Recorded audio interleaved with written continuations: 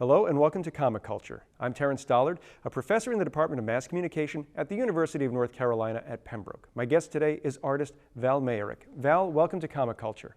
Thank you. Now, Val, you had a career that started in the 1970s at Marvel Comics, and I was wondering if you could talk a little bit about how you got your start in comics. Well, it was completely serendipitous. I was an art student at a small Midwestern, well, I don't know if it's Midwestern, but in an industrial town in Ohio.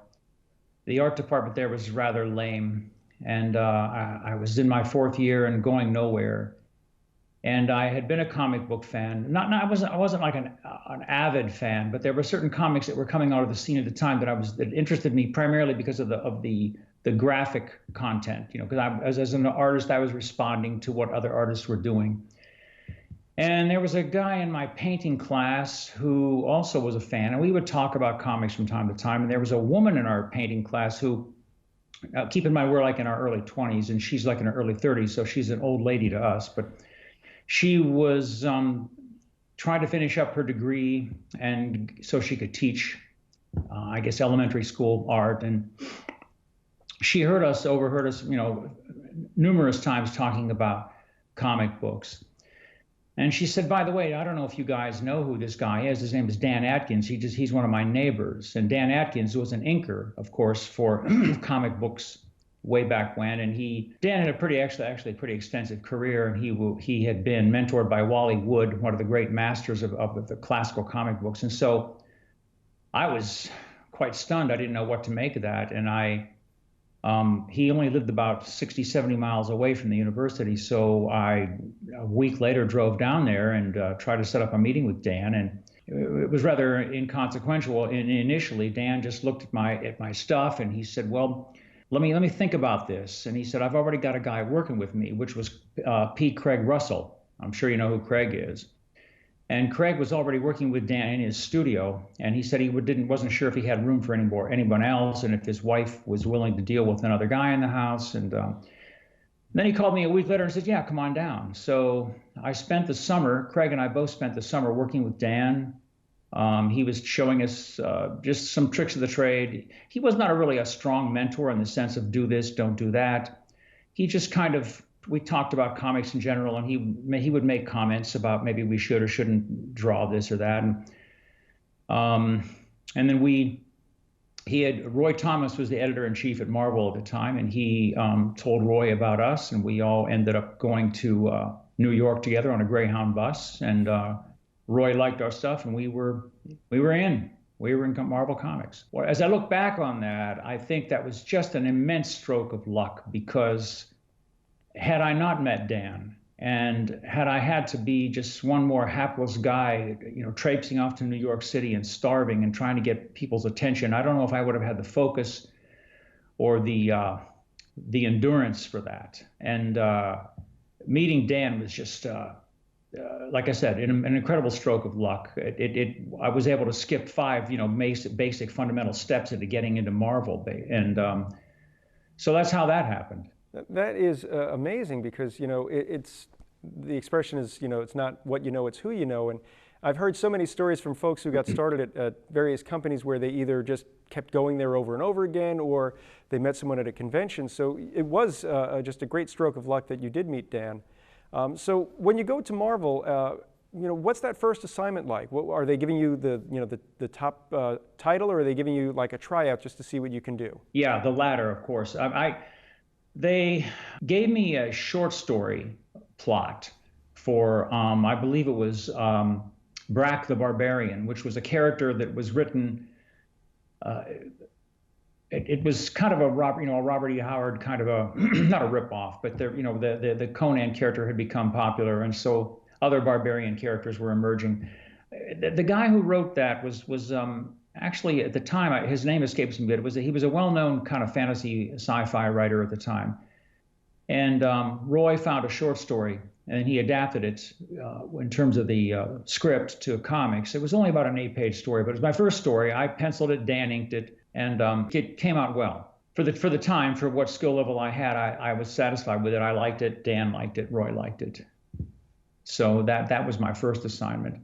When you start getting more work coming in from Marvel, what's the first series that you start working on that you start to realize that you are, you're not just a dabbler at this point, you're a pro? Yeah, good question. I think the first series I worked on was Man-Thing. Oh no, I'm sorry. The first series I worked on was Thongor, another barbarian character that had been written by Lynn Carter. He had written the pulp novels for it. That they got the rights to that, adapted that to comics. I was illustrating Thongor for, I think it went about 10 issues. And then the Man-Thing then ended up accompanying that. And Thongor was canceled, but then I continued on with Man-Thing. And that's, of course, where Howard the Duck emerges from that storyline. So, you dropped the name Howard the Duck, and that's a great way for us to talk about this character who, was a massive success in the 1970s. Spawned a movie that doesn't really follow the character that closely, but has become beloved as the years have gone on, and we've even seen appearances of Howard in the new Marvel Cinematic Universe.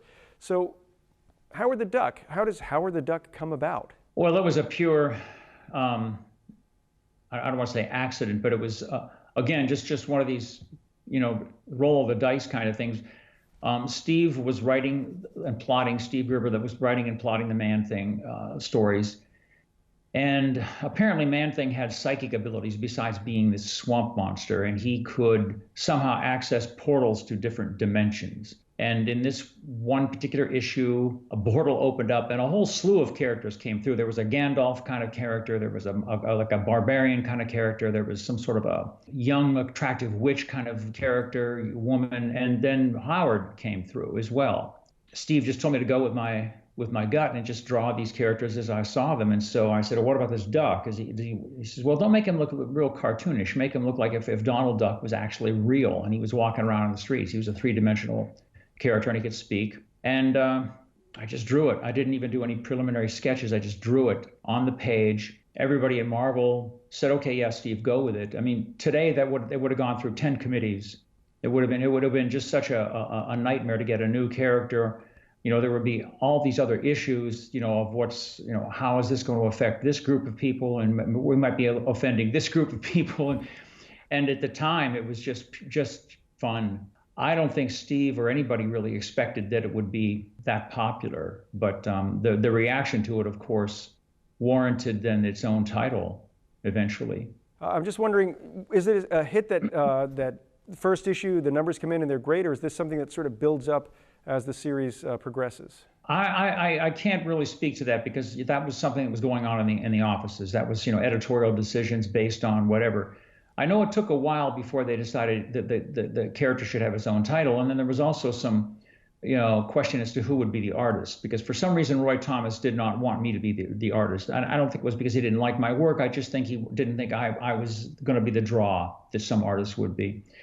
And at the time, it didn't bother me because I was working on other stuff. I had been assigned the classic monsters to do, the Mummy and the Frankenstein monster, and I was having a lot of fun with that. So I just, whatever happened was fine with me. And that's when then it took them a while to get past the rumor stage and actually get to some facts as to who was going to draw it and when it will be released and who would be and so on and so forth. So he chose Frank Brunner, Roy did, and once that was decided, I think it just was a go, and it lasted as long as it did. It keeps reemerging. Now, you mentioned that you were working on the monster book. So your time at Marvel seems to be a lot of non-superhero books. So is that something that's by design, or is that because you have that particular skill set where you can draw the barbarian character or the monster character, and they really want to play to your strengths? Well, I don't think they were too worried about playing to my strengths so much as I got into comics because I wanted to do Conan. It's just that simple. I mean, I was a big fan of the Tolkien books. At the time back in the early 70s, if you recall, there was the emergence of the popularity of the Warren magazines, Creepy, Eerie, Vampirella. And there were some marvelous illustrations in there by some European illustrators, on these barbarian characters. And that really appealed to me. And I really wanted to draw that kind of thing. When I got into Marvel, and right as I was, just getting into Marvel, Barry Smith had already established himself as the kind of the premier Conan artist. I went on years later to do fill-in issues of Conan and a few issues for the black and white magazine. But my initial, and I think I made that kind of clear to Roy, is like I like doing, horror stuff. I like fantasy, sci-fi, some sci-fi.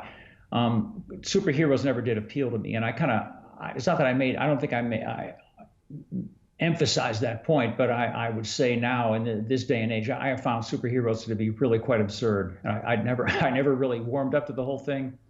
I never was a fan of superheroes in comics. I was always attracted to other genres in the medium, and I don't know. It just never. There was never any explicit thing like I don't do superheroes or Val doesn't do these, so don't trouble him. But it just was kind of like, it kind of like just became something that was intuitively known by everybody. And so the fact that I didn't do superheroes didn't bother me. It doesn't bother me to this day. When we look back at the 1970s, we see that there were a few subgenres that sort of helped Marvel out. Obviously, Conan the Barbarian and the Star Wars comic that certainly helped them when they were kind of going through a few lean periods. Yeah. And we might not necessarily think back to those as being traditional Marvel works, but they were abundantly important, and they are the type of things that fans are still looking for today. I think more so today than ever. I think the superheroes, I'm not in the business anymore really I'm not that active with the major publishers. I do a few comic book, projects here and there. I do a lot of work in advertising now. I paint, but I still have friends who are active in the business, artists and writers. And it seems to me like the superhero audience is dwindling, really, and people are looking for other interesting stuff to read. And back then, of course, the superhero, that was the backbone of Marvel and DC. And I think I only ever did 2 books for DC in my entire career. I just never got to know any of the editors over there. I never really got to, and nothing over there that they were doing was really interesting me that much either. So. The superhero thing, I realize it's quite a phenomenon, and it's very unique, and it's really what launched comic books as we know them today. But I can't say that I was ever really enthused by them. I think part of the problem with the sales of superheroic books, and this is just an opinion, is because the movies are doing it so much more lifelike than the 4-color heroes that we grew up with. But again, that's just an opinion, and just take it with a grain of salt. You're partially right there. I've heard, it's a rather cynical statement, but I've heard writers and artists in the business saying that the only reason the books still exist are to keep the characters in the public eye between movies. So that doesn't speak much for the books. And and the movies, with digital technology, everything that you had to use your imagination with when you're back in the 60s and 50s reading a superhero, that can all become actualized on the screen in a way that never could before. So there's people, that are fans of these movies that have never even read the comics. They just wait for the next X-Men to come out. And it's just quite a unique, kind of an ironic situation, really. When we talk about the visual language of comics, when you are working on a comic back, whether it's a barbarian book, whether it's a horror sci-fi book, your storytelling approach, how are you sort of taking what the writer is asking you for? I'm assuming it's that Marvel style where they give you a loose plot and they expect you to sort of fill it out into those 22 pages. So how do you sort of interpret what they want and pace it and tell your story? Well, it's good to have a rapport with the writer in case you've got any questions. And basically, it just requires the writer has an imagination and the artist does as well, and they can somehow mesh. If the writer has the talent and the ability to just in a couple of paragraphs tell a story, that's what you need to start out. And then the artist then has to have a sense of visual storytelling, almost like a filmmaker. And this is one of the basic things I learned from Dan. My drawing ability was pretty. I was very conscientious about learning to draw anatomy correctly and all that stuff, and my rendering with pen and ink. And so Dan really didn't give Craig and I that much input in terms of our drawing skills. Although we were young, of course, we could have used it, but it was really primarily about storytelling. When to use a close-up, when to use a master shot. Again, like a filmmaker. Also realizing that, it's a show, don't tell medium. So even though the writer might be someone who wants to,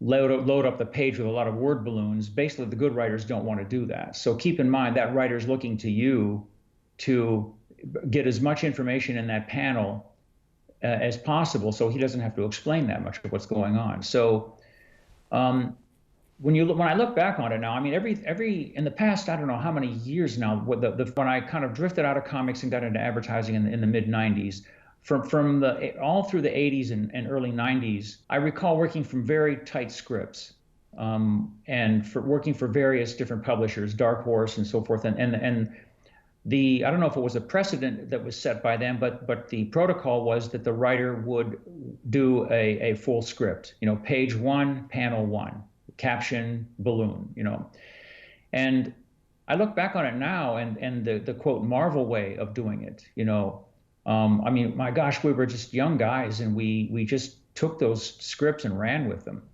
And I can't really tell you what my process was at the time, because that was the only process I knew.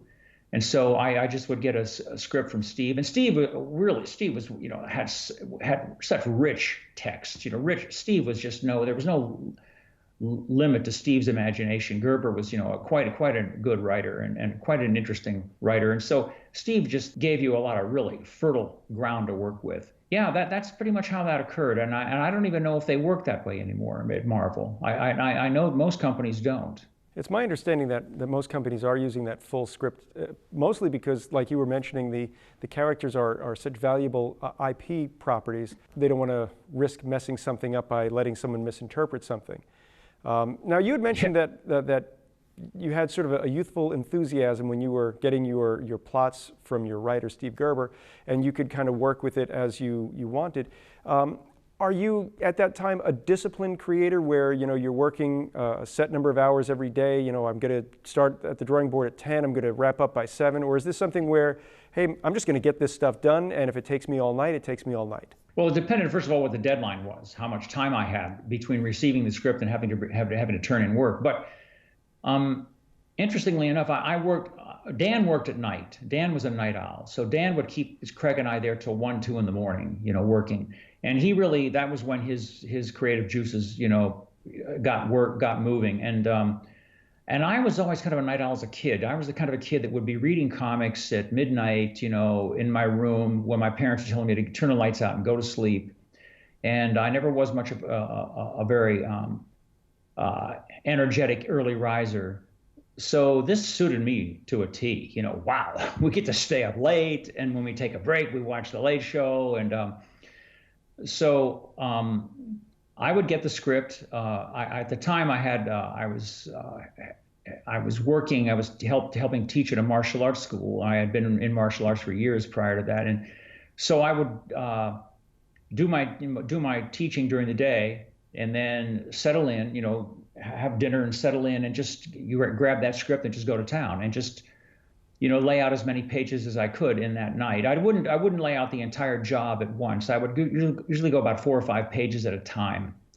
I'd read the entire script, of course, so I had a sense of the through line, where I was going with it. But I would only lay out about 4 or 5 pages at a time, and then we just worked by the post office. We just send those into Marvel or to the inker, or actually we would send them to Marvel first, because in those days the pages were being lettered right directly onto the art, not computer generated. So, and that's how it worked, and that just was fine with me. I didn't really need to discipline myself that much because I liked working at night. I liked that process of when everybody else goes away, goes to sleep or whatever, I'm left alone, no distractions, and just draw. And now you said you do about 4 pages of layouts at a time. Is that because it fits into, the act structure, the dramatic structure, where, it might be Act 1, might be, Act 2, Part 1 here? Or is it just something where you knew that was as far along as you could get because of that particular creative vibe that you had, and after that maybe your work would start to suffer? Yeah, both, I think. And I think that, just intuitively, I would think like, well, here's the first beat, or here's the first episode, or essentially. And I would, kind of just get the feel of that. Also, I would mail those off to Marvel, first class mail. It would get there maybe 2 days later, and I'd wait for some feedback as well. Like Roy would say, these are good, keep going. Or he would say, let me talk to Steve about this first, and so there would be a little bit of, back and forth. So I didn't want to just shoot out the whole book and then realize there were changes to be made way back on page 5, So it just, yeah, you kind of pace yourself due to your own, creative moods, and also due to just the process, I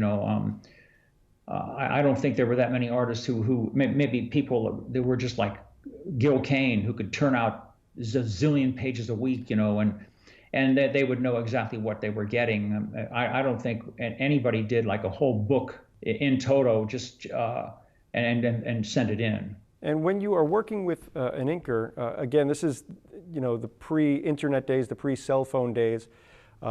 Are you able to speak to the inker? Maybe the inker is going to call you and ask what you were thinking on this page, or you could call them and say, I'm looking for this sort of effect in the inks or something like that, or is it just the editor is going to send it out and the editor makes that final call? That's the editor, and unfortunately I got some inkers that I did not really care for in those. And they were, when I moved to New York City a few years later, I met a lot of these inkers, and they were good guys, and they were actually pretty skilled people, but they just didn't get what I was penciling, so there really wasn't a really good marriage there.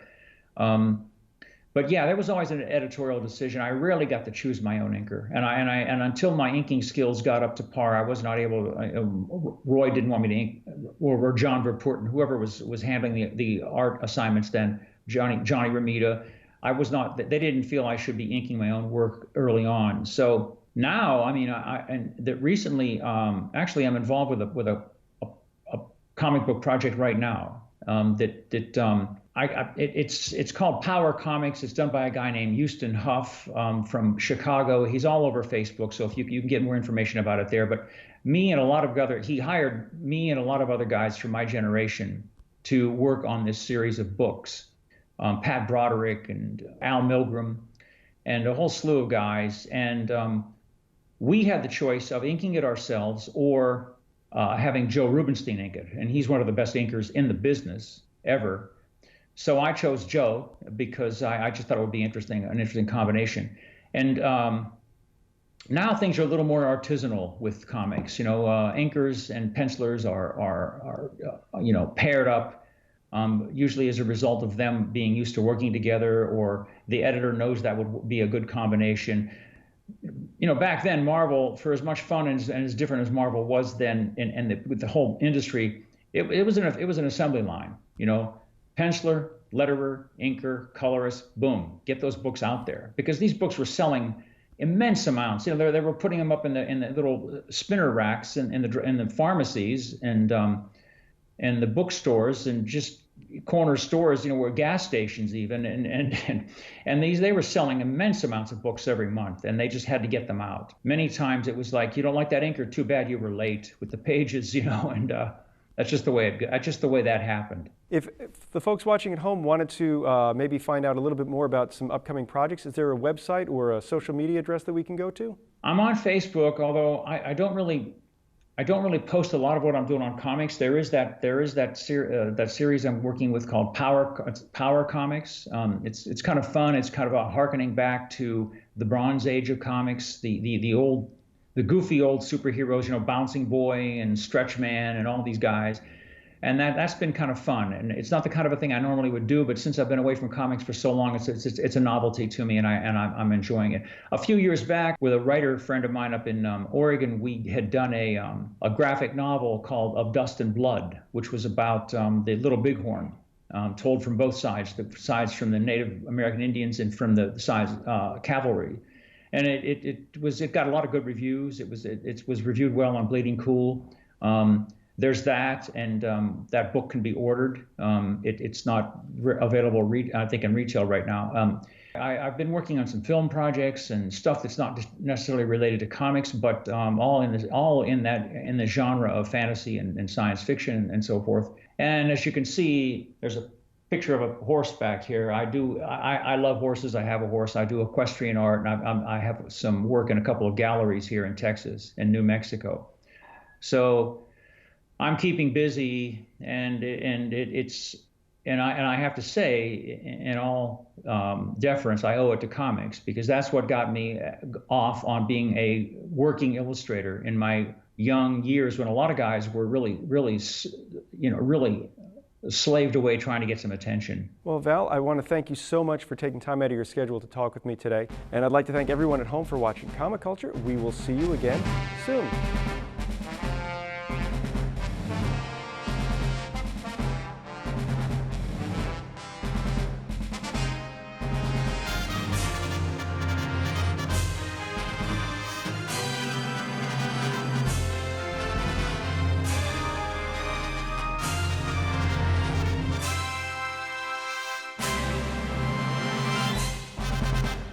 Comic Culture is a production of the Department of Mass Communication at the University of North Carolina at Pembroke.